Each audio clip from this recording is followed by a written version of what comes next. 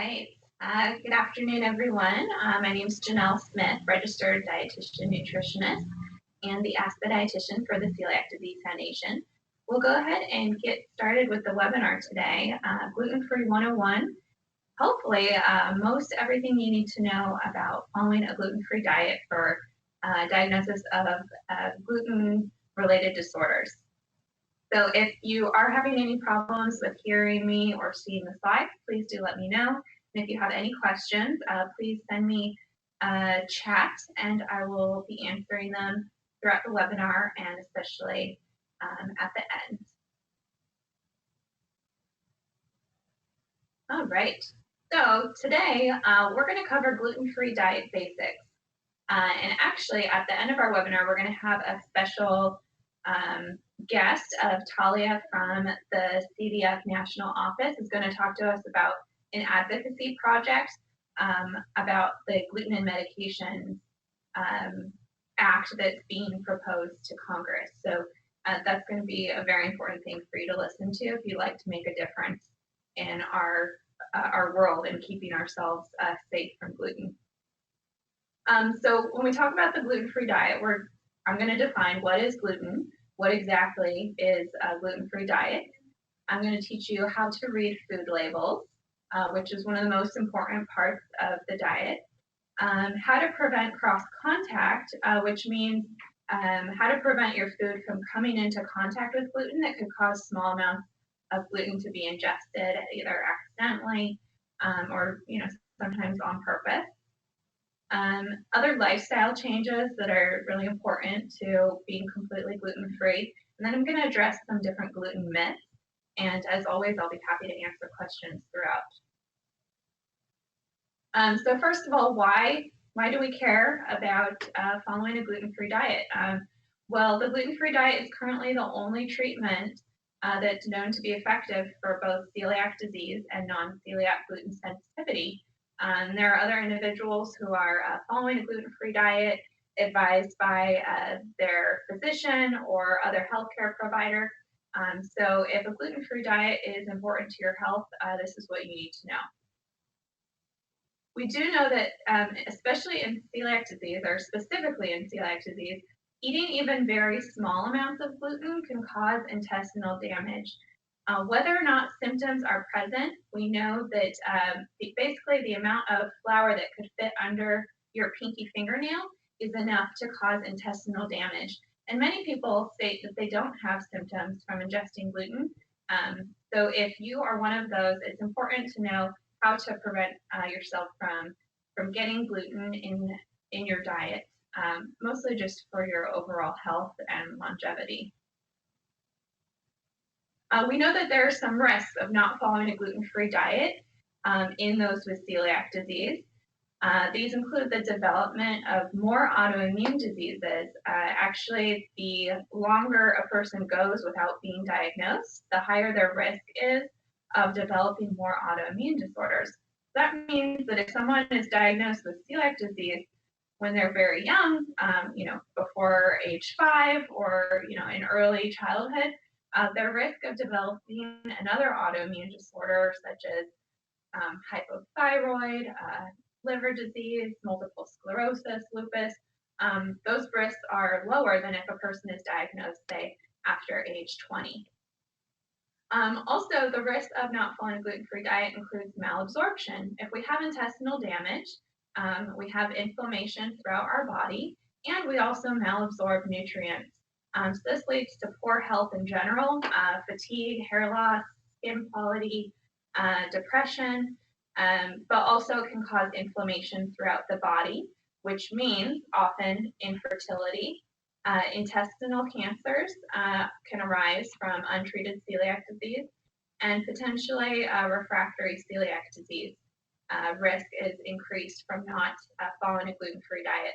We also know that dermatitis herpetiformis, which is a skin rash manifestation of celiac disease, is higher in those who are not compliant to a gluten-free diet. So keep in mind that having symptoms doesn't always equal ingesting gluten. So a lot of people with celiac disease and gluten sensitivity have other GI symptoms or other whole body symptoms that are not related to gluten. So a lot of times right now, the only tool we have to know if we've accidentally eaten gluten is by how our body reacts. But it's important to work with your healthcare team, whether it's a specializing dietitian and a gastroenterologist or other physician, to help determine what these symptoms are about. And likewise, on the flip side, like I just said, a lack of symptoms doesn't always mean good diet compliance. I do know several people with celiac disease who can eat gluten on a regular basis and never have symptoms, and they wonder, well, what's the point of me following a gluten-free diet? Why do I need to be as strict as you're saying I need to be? And in terms of the research, we do know that there are health consequences to not following a gluten-free diet, even if you don't have symptoms. So our research is evolving. Some of what I'm going to talk about today, we don't have enough research on, but based on what we know, I'm going to give recommendations, formulated by the Medical Advisory Board.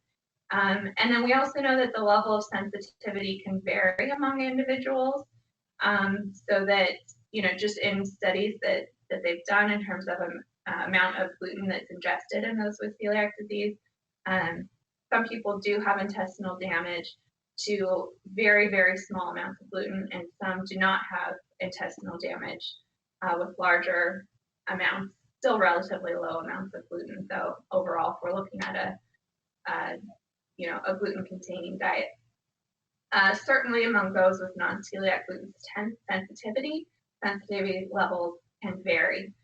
Sometimes people with gluten sensitivity are actually more symptomatic from accidentally eating small amounts of gluten than those with celiac disease. So it's very important to work with an expert, someone on your healthcare team, to help you figure out all of these issues.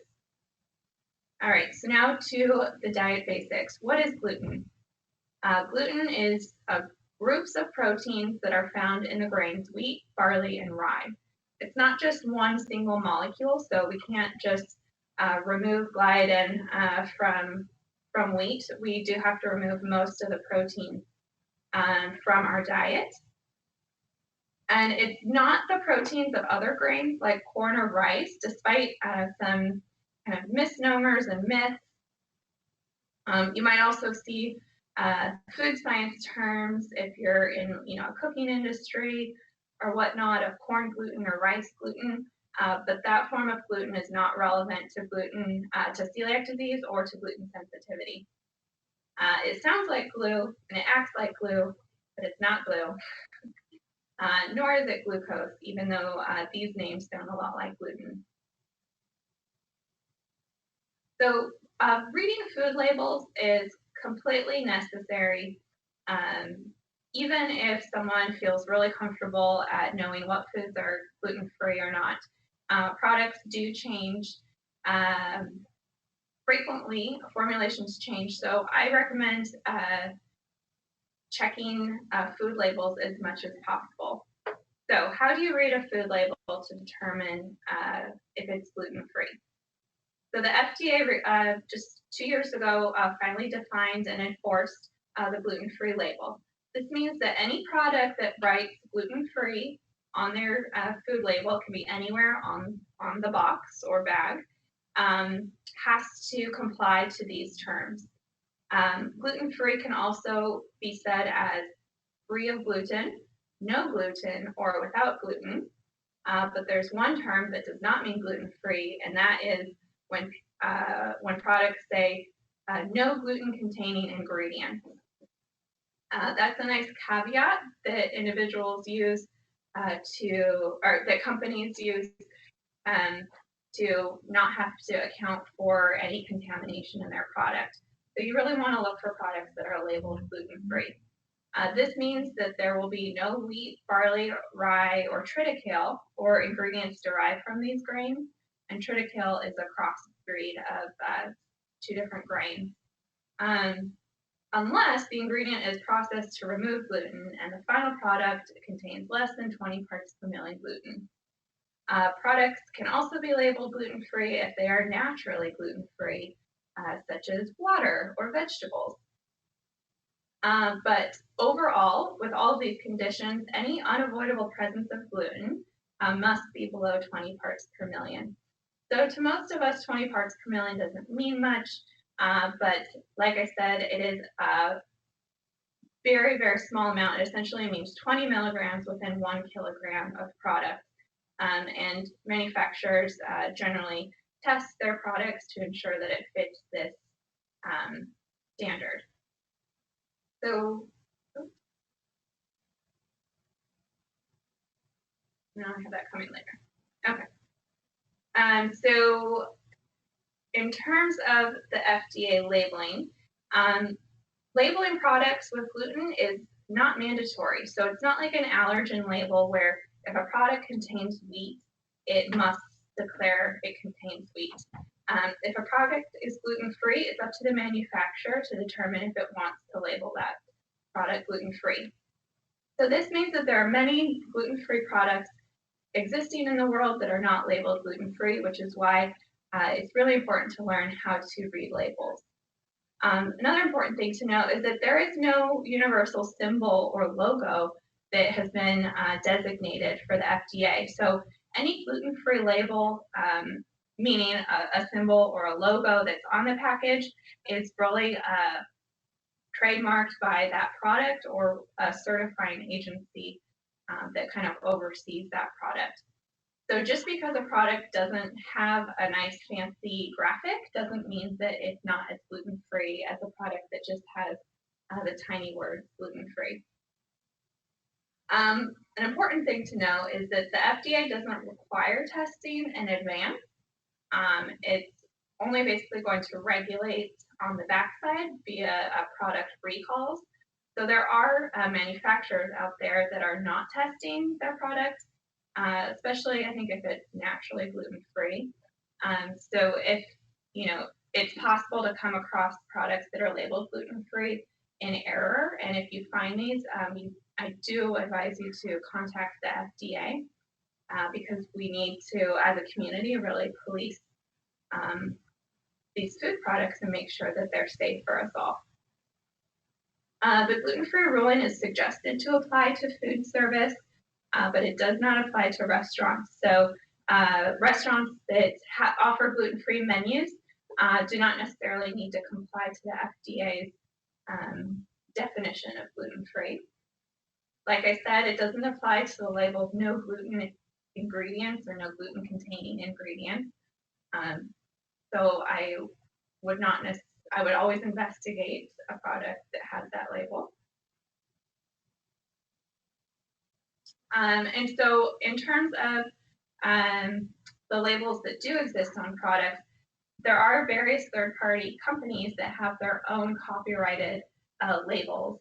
They all have to meet the FDA standard, but most of them regulate the gluten content to an amount that's lower than 20 parts per million, such as 10 or 5 parts per million. The FDA doesn't require manufacturers to use third-party testing, so this is really just kind of an added layer of protection that some manufacturers are using, but it doesn't necessarily mean that a product with a logo is more gluten-free than a product without a logo. In fact, the FDA recently did a broad study of products that were labeled gluten-free versus certified gluten-free, and they found no statistically significant difference in the compliance between these products. Here's just a few examples of the many different gluten-free labels that are out there. So all of these things can be used, but they don't have to be used on products, whereas just listing the terms gluten-free somewhere on the label is adequate. So when we're reading food labels, the first step, the first line is to look for a gluten-free label because that really simplifies things for us. It can be any symbol or just words. So here's a couple different examples of, we have, a pizza crust that says gluten-free in big letters right across the front, and they in fact have their own little wheat-free, gluten-free symbol up here on the top. And next to it in the middle, I have an example of coconut water. If you see at the very bottom, it says coconut water is a gluten-free beverage. So because coconut water is naturally gluten-free, they can label it gluten-free without any problem. So what if a product is not labeled gluten-free? By the way, if a product is labeled gluten-free, I still recommend reading the ingredients label, just out of curiosity, because like I said, there are some mistakes. For the most part, over 90% of products are accurately labeled, but I think it's never a bad idea to double check, especially since we're still in the beginning stages of manufacturers following the FDA ruling. So if a product is not labeled gluten-free, I have a couple tips for how to read it. The first process of elimination is to look for the allergen label that says contains wheat. And I have an example here. So this would be an ingredient label here in the top, circled in red. If you read the ingredients, it says whole grain wheat. Well, we know wheat is a grain that contains gluten. At the bottom, we also have an allergy statement, which all food products have to contain if they're packaged products. And this says contains wheat or contains any other allergen such as milk or fish or nuts. So if you see a product that contains wheat and it's not labeled gluten-free, that's an obvious product to avoid. There are some other ingredients, though, that will not have an allergen label that you need to look for. So these specific ingredients, if a product is not labeled gluten-free, indicate gluten and should be avoided. These include malt, malt flavor, malt vinegar, and malt extract, which are all made from barley. Brewer's yeast, which is typically made from spent yeast after a brew of an alcoholic beverage that is made with barley, malted barley. And then oats, if the product is not labeled gluten-free, oats are very highly contaminated with wheat. So we do need to consume oats only in products labeled gluten-free.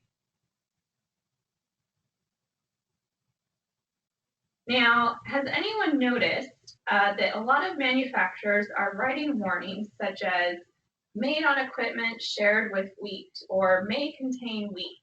Here's an example. The top left, ingredient, whole grain sprouted brown rice, protein concentrate, natural flavor, stevia.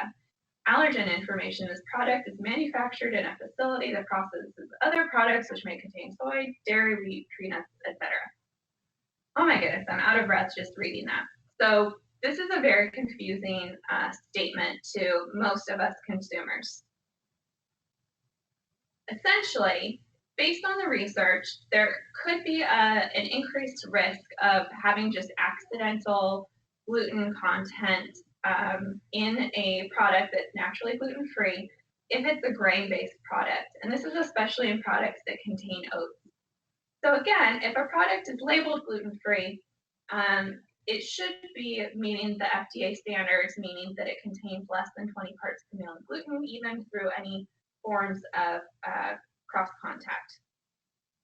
I'm getting a warning that the audio is, okay. Can everyone hear me now?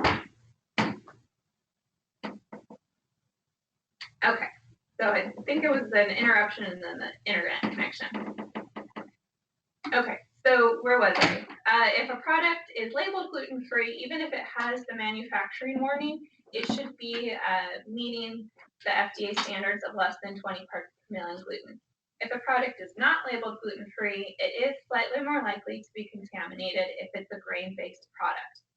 So my advice is to choose grain-based products that are labeled gluten-free. This includes things like crackers, cereals, baking mixes, baked goods that are made, in bakeries that could be shared. essentially you want to make sure that your grain-based products are legitimately gluten-free. There are some products that will advertise that they're made in an allergen-free facility or a gluten-free facility, such as this product on the bottom right. And that's an easy way to ensure that it is a gluten-free product. All right, here are some ingredients that are potentially confusing to individuals because we used to think that they might contain gluten, but recent research has really clarified that they're always gluten-free. So if you see the ingredient maltodextrin, caramel color, food starch, unless the product does contain wheat, hydrolyzed protein, unless the product states that it contains wheat, artificial flavors, maltose, dextrose, any vinegar except for malt vinegar, because again, malt vinegar is on our not allowed ingredients list, pure vanilla extract or vanilla flavor, and glucose syrup. Basically, all of these ingredients are so highly processed that even if they came from a gluten-containing grain, the final product would not contain any gluten. We don't need to worry about any of these ingredients. Here's a better list of never safe ingredients that includes the obvious wheat, barley, rye, triticale, which is a crossbreed of wheat and rye, brewer's yeast, malt vinegar, malt extract, malt flavor, and then just a reminder that oats should only be consumed in products that are labeled gluten-free. Here's some other names for wheat. Now, if you were buying a packaged product that contained any of these ingredients, the product would have to have an allergen label that said contains wheat. But if you're like myself and you're dining out in restaurants, sometimes you come across dishes that contain these grains and it's a little difficult to remember which ones are wheat. So this can be a good one to keep a list to keep on your fridge if you have any difficulty remembering which ancient grains are actually wheat and contain gluten. All right, now here are a couple ingredients, which is actually fewer than the amount of ingredients that were warned when I was diagnosed just 7 years ago. So there's a couple ingredients that could potentially come from barley. For the most part, they do not. There's a small percentage of these ingredients that do come from barley. But like I said, if you're working with a healthcare provider and it's important that you eliminate all risks, these might be ones to look for. So natural flavoring could possibly be from barley. Yeast extract apparently sometimes does come from brewer's yeast, which we know usually contains gluten. Wheat and barley grass just have a high potential for cross-contact, so make sure to only consume these products if the product is labeled gluten-free and tested for gluten. And then we have some other foods and medications that actually don't have to comply with the FDA regulation. So USDA foods, and I'm going to go into more detail about this. USDA foods, potentially, they don't have to declare any allergens on their labels, but for the most part, they do. Let me switch to the next slide. So generally, above 90% of USDA foods actually list allergens because they know that consumers really need to know this information. But technically, by law, they're not required to. So examples of foods that are regulated by the USDA are meat, seafood, eggs, and liquid eggs. An example might be, a flavored chicken breast that has added seasoning, or chicken broth. A product like that doesn't necessarily have to declare any allergens. So some questionable ingredients that might be in these foods would be food starch or modified food starch because the wheat doesn't have to be declared, dextrin, and then flavoring and seasonings if they're not written out. So if salt, pepper, a specific spice or herb is listed, it can only contain that food or that ingredient. But if the general name, flavoring, or seasoning is listed, it could potentially contain a binder. So essentially, when you're looking at your meats and seafoods and eggs, it's important just to see if there's any allergen labeling, and if there's any doubt about it, just choose a different product, or you could actually call the manufacturer of that product if you had, the time to look into that. And the next potentially questionable source of gluten is medication. We need more research on this, but recent data shows that most medications don't contain gluten. The sources of starch are usually from corn or tapioca. But medications do not have to declare their allergens either, which is a real problem, not only for those of us with celiac disease, but those of us with other food restrictions. So on a medication, it's important to look for any of these ingredients: food starch or modified food starch, gelatinized starch, dextrose, and dextrin. These ingredients could potentially contain traces of wheat, and one might need to contact the manufacturer if you would find any of these ingredients as binding or filling agents. And like I said, Talia is going to talk to us in a little bit more about advocating for declaring these ingredients in medication. All right, and now we're coming to alcohol.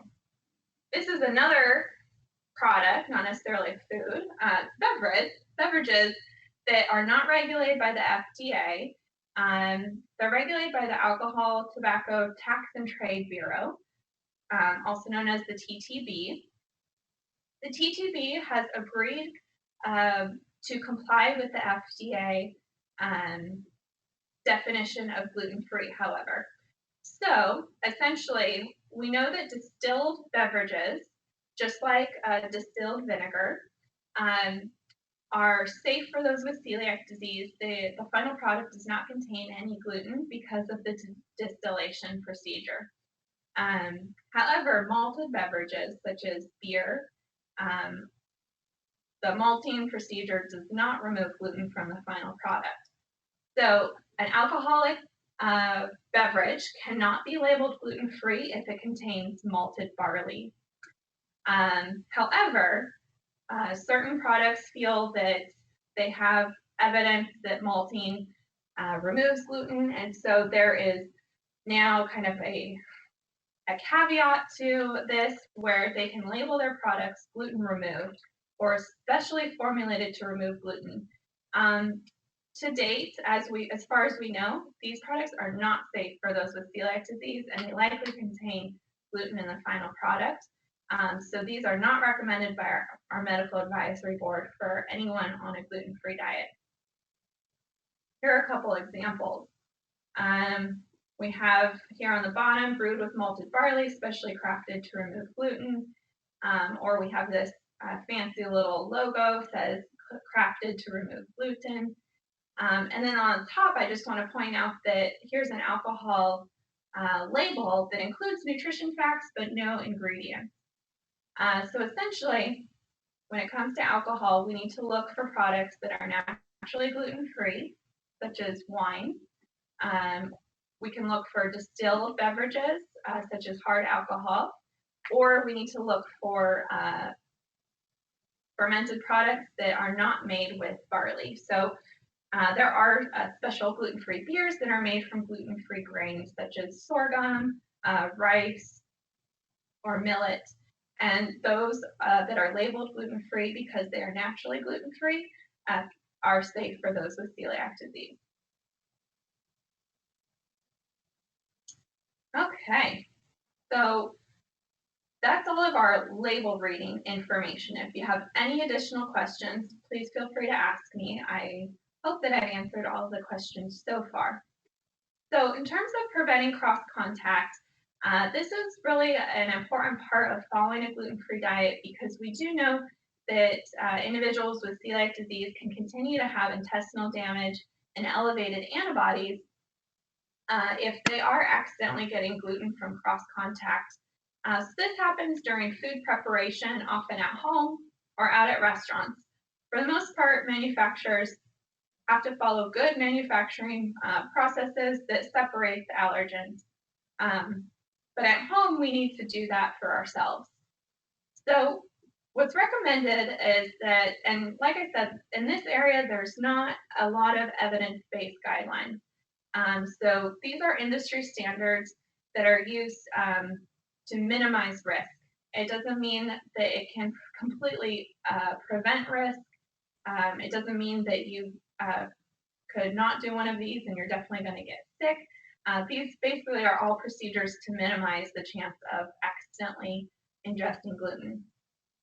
So anything that can be thoroughly cleaned, washed with, scrubbed with a sponge and dish soap and or put in a dishwasher, these things are generally good enough to prevent cross-contamination or cross-contact. There are some items, though, in the kitchen that are just difficult to clean or to remove gluten fully. So it's often recommended to use a separate toaster or toaster oven, given that crumbs can be left over from gluten-containing bread. To use a separate cutting board, colanders, strainers, fryers, definitely, because a shared oil can leave residue of gluten or flour, and which could be transferred to your gluten-free product. Bread makers and baking utensils that are difficult to clean thoroughly, you may want to have separate items for in your house. Just a note, cooking and frying gluten at high temperatures does not destroy the gluten. I've actually gotten this excuse in a lot of restaurants that, oh yeah, it's cooked on the same, pizza pan, but cooking above, 300 degrees Fahrenheit destroys the gluten. In terms of celiac disease, this is not adequate. We just need to really avoid any contact with gluten. A common source of cross-contact is through condiments, such as double dipping with a knife that has breadcrumbs on it, and then reaching in later and transferring those breadcrumbs to your gluten-free bread. So we recommend either having separate gluten-free condiment jars or just switching to squeeze bottles. I know some families just have a no double dipping policy, so that you need to clean your knife before dipping into the peanut butter or the mayo. It's also important to not bake or cook with loose flour that contains gluten around your gluten-free items because flour can stay airborne, so it's best to bake gluten-free items before you bring out any actual wheat flour. So in terms of dining out, this is definitely a difficult area following a strict gluten-free diet. I recommend choosing restaurants that already have designated gluten-free menus. Like I said, the menu does not particularly guarantee anything because restaurants don't necessarily have to comply to the FDA ruling. But I find that those who have taken the time to create a gluten-free menu typically have investigated their dishes ingredients. So that can help narrow down the choices and just make your life a little bit less confusing.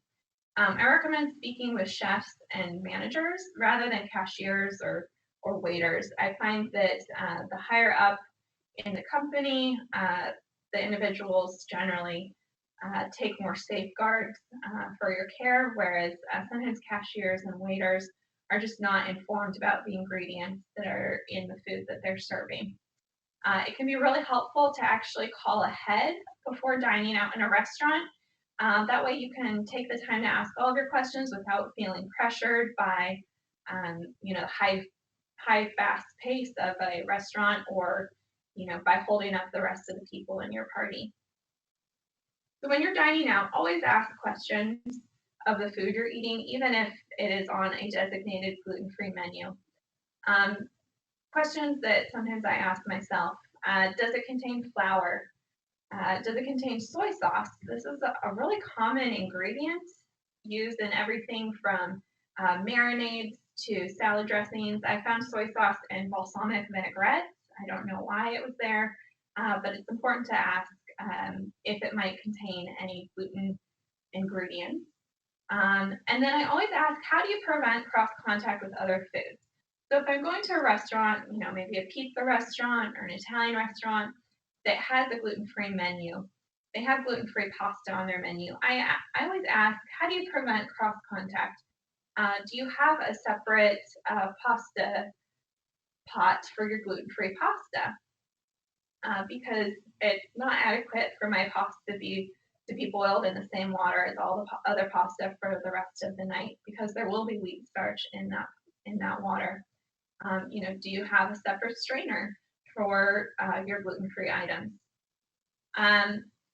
If somebody doesn't already have these in place, I have no problem asking, can you change your gloves? Are you able to clean the surface and use a clean pan and utensils for me? If you don't have a separate toaster, could you wrap my bread in foil? Is there any way that you can prevent cross contact? And so these are questions that are usually best to ask of a chef who really understands how the kitchen is operating. If it's not able to prevent, if the restaurant's not able to accommodate you in any way, I usually don't dine there, but I do have some tips for what you could do in that situation.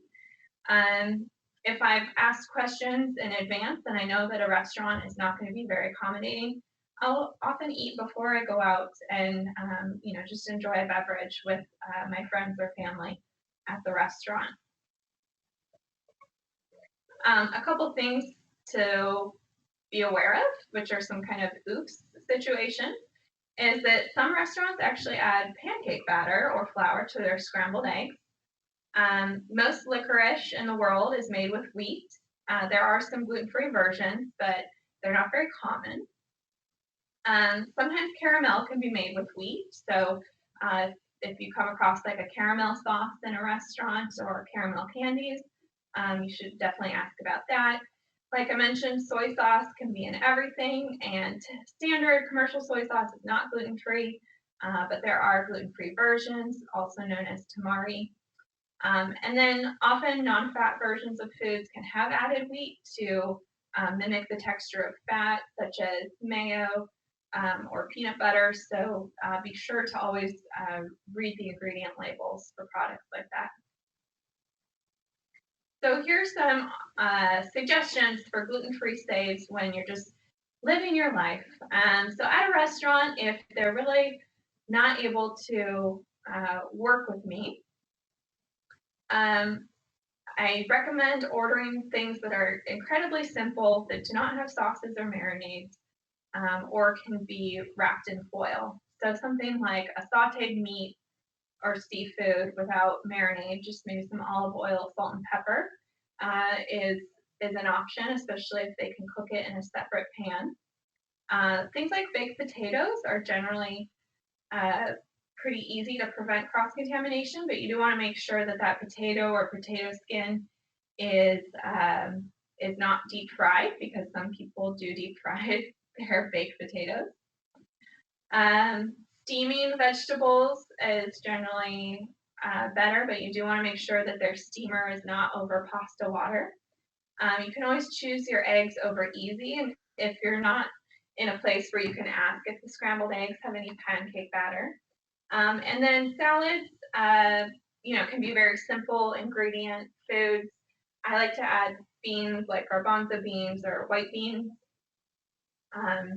for a source of carbohydrate if the restaurant doesn't really have any gluten-free grain options. And you can always use oil and vinegar for a salad dressing if you're not in a place where you can really ask about the ingredients. At parties or weddings or other catered events, so many caterers are able to cater to our needs. So you can request a gluten-free meal ahead of time, but in some cases I will eat before I arrive, or I will bring a treat for myself in my bag. At a friend's house, fruit, nuts, cheese, popcorn, lots of ice cream. These are foods that are naturally gluten-free that many people have on hand.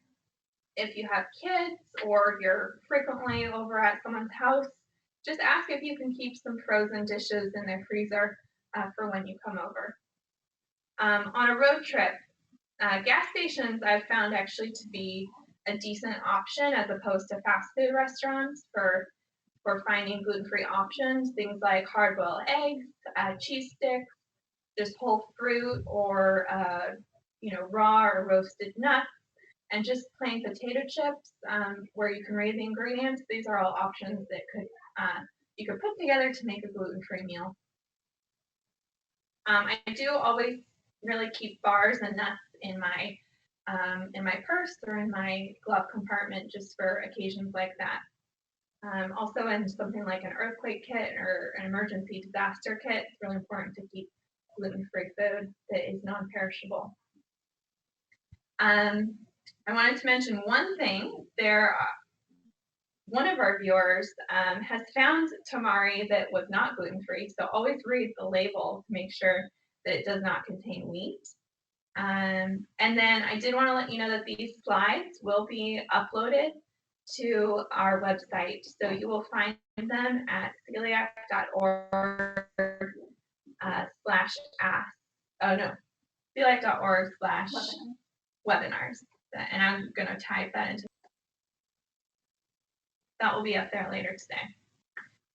So I want to address a couple myths that have been circulating out on the internet mostly and in media. One of our viewers also wanted me to let you know that they found sour cream thickened with flour. That's a really great thing to ask about. Thank you so much for adding that. Essentially, it's important to communicate anywhere that you are dining because restaurants sneak things in everywhere. It's just important to let everyone know about your needs. No need to be shy, essentially. So here's some myths that really don't have any bearing. So blue cheese, people say, oh, blue cheese, the mold is grown on bread, and the mold transferred to the cheese can make the blue cheese contain gluten. There's really no evidence of this. There's a really small study done in Canada that actually tested different kinds of blue cheese that the mold was grown on bread, and the final product did not contain any gluten. So at this point, it's not something that I worry about for myself. Tea bags and wine barrels, some people are worried that the sealers or the glue that's used to seal these items could contain gluten, but actually different forms of these have been tested and no gluten is found in the final products. We really don't need to worry about licking envelopes to seal them anymore or stamps because this glue really doesn't contain gluten at all. There's some rumors that different grains, coffee, and milk protein can cross-react with gluten and cause inflammation in the gut or to the thyroid, and really there's not any scientific evidence about this. So in terms of celiac disease, we do not need to worry about this cross-reactivity. And then makeup and skincare products.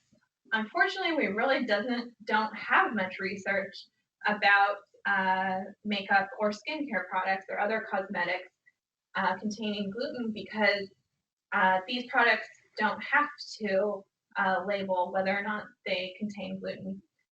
We know that these products can't be absorbed through the skin, or at least gluten that would be in these products can't be absorbed through the skin, so there's no risk there. There could potentially be a small risk of ingesting these products, so maybe lipsticks or in terms of children that accidentally swallow a lot of toothpaste, that might be something to look at. But in terms of anything that's topical, it cannot be absorbed through the skin. So that's not a source of gluten. Let's see, what about newspaper and crayons?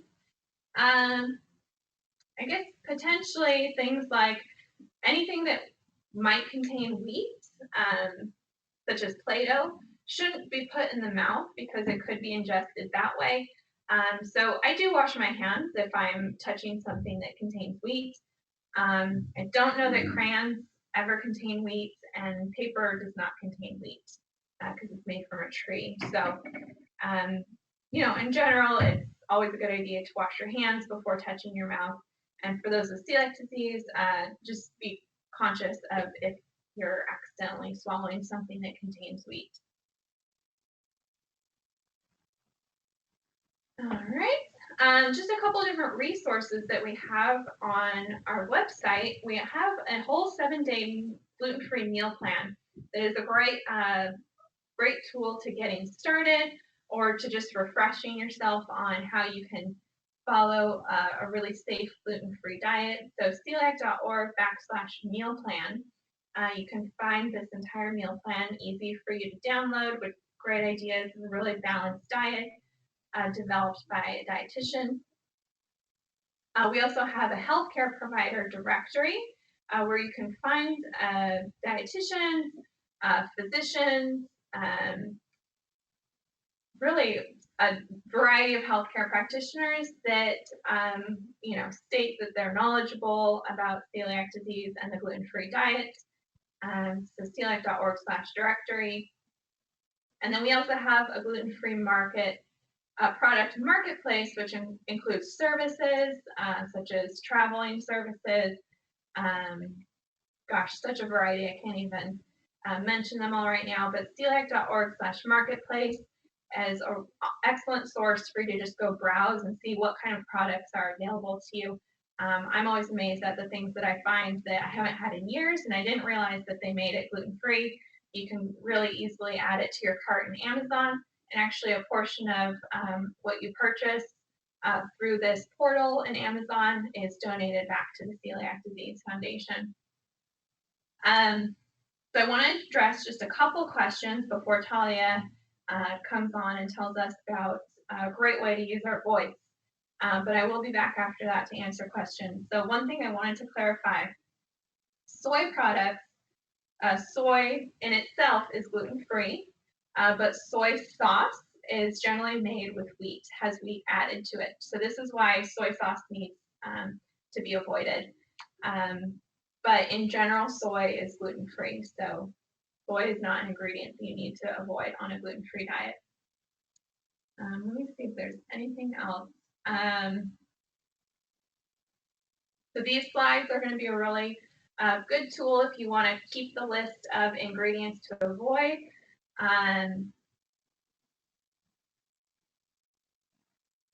Let's see, I have one question. What is a reasonable TTG IgA target for adherence?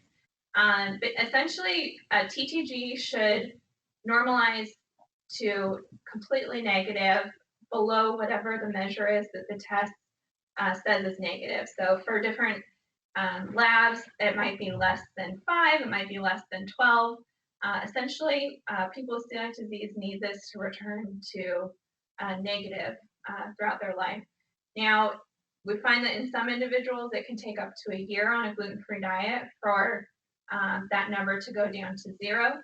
And that if someone continues to have an elevated TTG, anything that tests positive per that lab, they should really see a gastroenterologist and have a follow-up endoscopy to confirm that there's continued damage.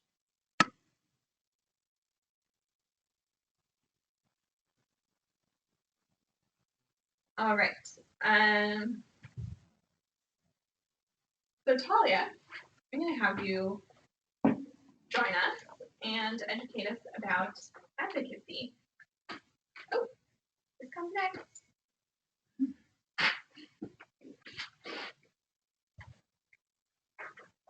Hi, everyone. My name is Talia Hassid, and I'm the Communications Manager for Celiac Disease Foundation. One of my responsibilities at the foundation is to do advocacy work and advocacy initiatives. We've worked with the FDA a lot on the gluten-free labeling laws, and the most recent initiative that we're taking on is HR 3648, the Gluten in Medicine Disclosure Act. So I'm going to go ahead and share my screen with you and take you to the website. that I can talk a little bit more about this in depth, and so that you can see how you can get involved and where you can help us out. So HR 3648 is the Gluten Medicine Disclosure Act, which was introduced by Representatives Tim Ryan and Nita Lowy back in 2015, but they've actually been introducing this law since 2012, and it has never made it to a vote.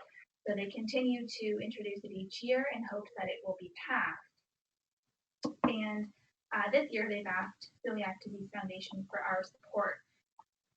So if you go to celiac.org, where I am right now, under the Get Involved menu option at the top, you'll see the Take Action tab, and you would click on Become a Celiac Disease Advocate.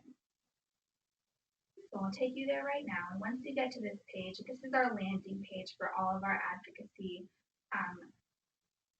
stuff that's happening at the foundation. So once you get to this landing page, you'll go to the Legislative Action Center here on the bottom, and it's going to talk about all of the proposed bills that are in place and where they stand in committee or in the government. And the first one at the top is the Gluten Medicine Disclosure Act.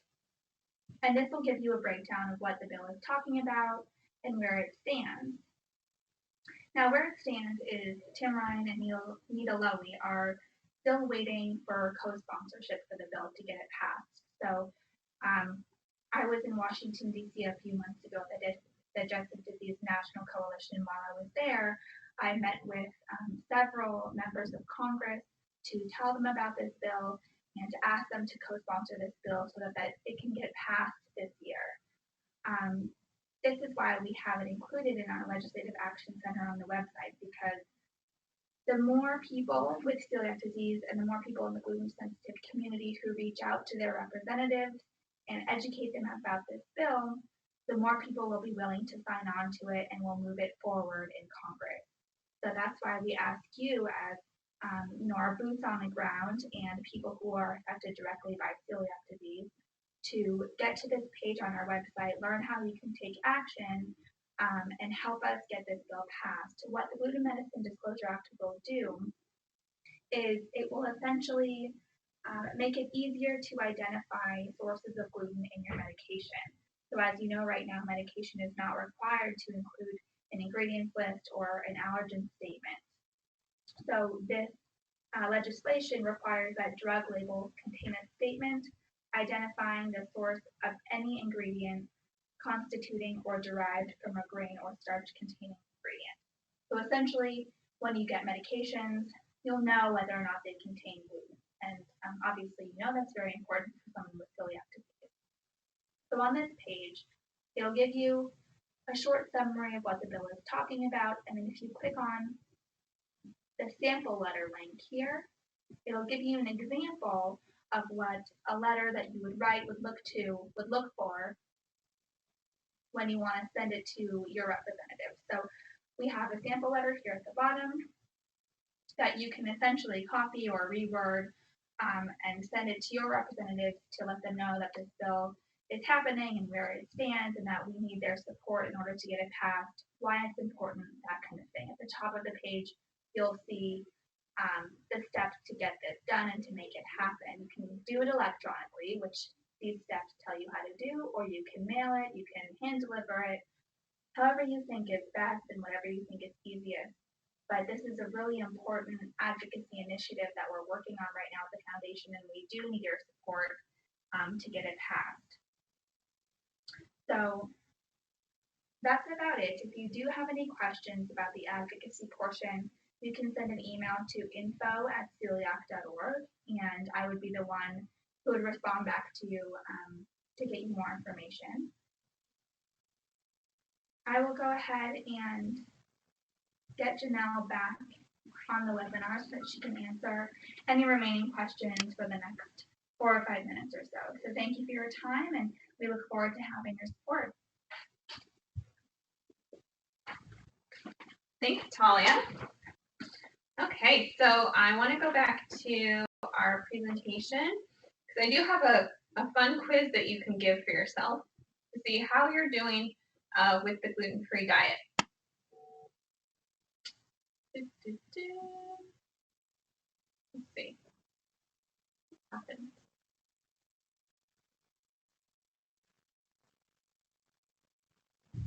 Oh, here we go. Okay, so here's a quiz for yourself, and count up how many points you get from answering these questions. How much gluten do you, ooh, how often do you eat gluten voluntarily? That is a typo. So if you never eat any on purpose, give yourself 1 point. If you ever taste gluten on purpose or you eat a normal portion often or rarely, you don't get any points for this question. All right, when you eat out, do you tell the person who's cooking about your dietary needs? If yes, you get 1 point. If not, no point. And then do you check the labels of packaged foods? If you answered yes, also you get a point. If not, no point. All right, so those of you with 3 points, one research study shows that you have a low risk of intestinal damage and you likely have negative blood antibodies that shows that your compliance is generally good. And hopefully you all are having follow-up testing every year or so, or per your doctor's advice, just to make sure that your celiac disease is still well under control.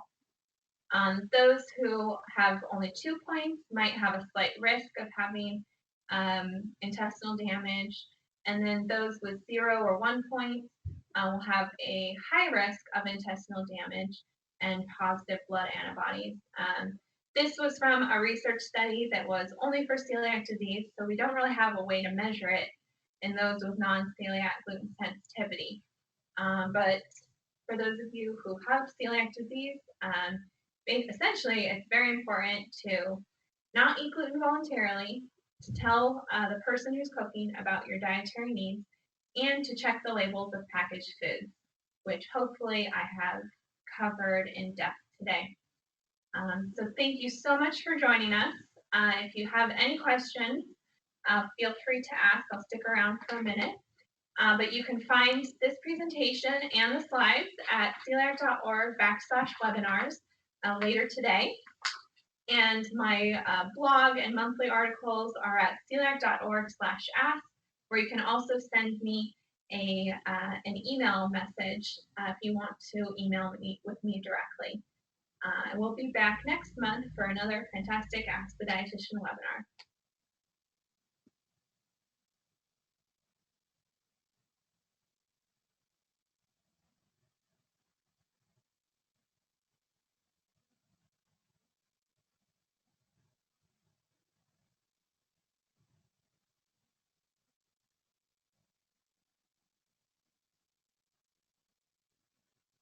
All right, I have one question about foods that are labeled gluten-free but also have an allergen label stating it contains wheat. So essentially, it is possible to process wheat to remove the gluten, and they've actually been doing that in Europe for years. They're kind of ahead of us in the United States. So if a product has a warning that says it contains wheat and it's labeled gluten-free, it should essentially be gluten-free. It should be meeting the FDA standard that it contains less than 20 parts per million. This is some weird legal loophole where products have to declare that it states wheat for those with wheat allergies, but they can also label it gluten-free for those who have celiac disease or non-celiac gluten sensitivity. So yes, products that contain wheat but are labeled gluten-free should be gluten-free.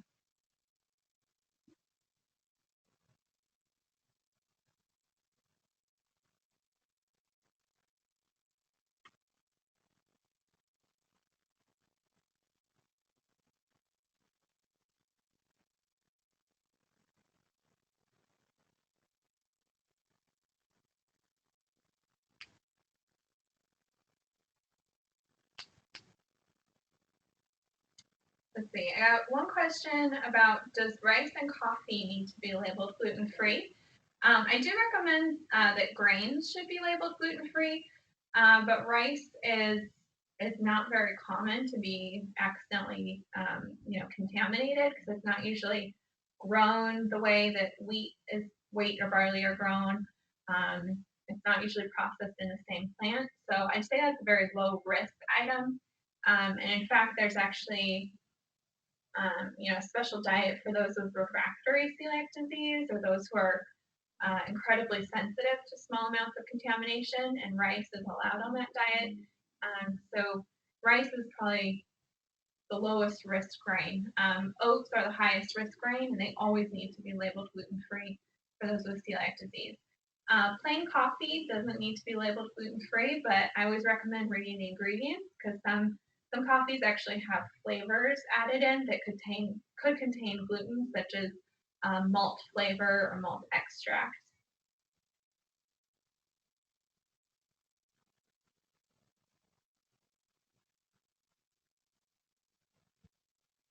All right, so we're going to go ahead and end the presentation, but if you have any more questions, you can email me at celiac.org/ask. Thanks so much. Everyone have a wonderful day.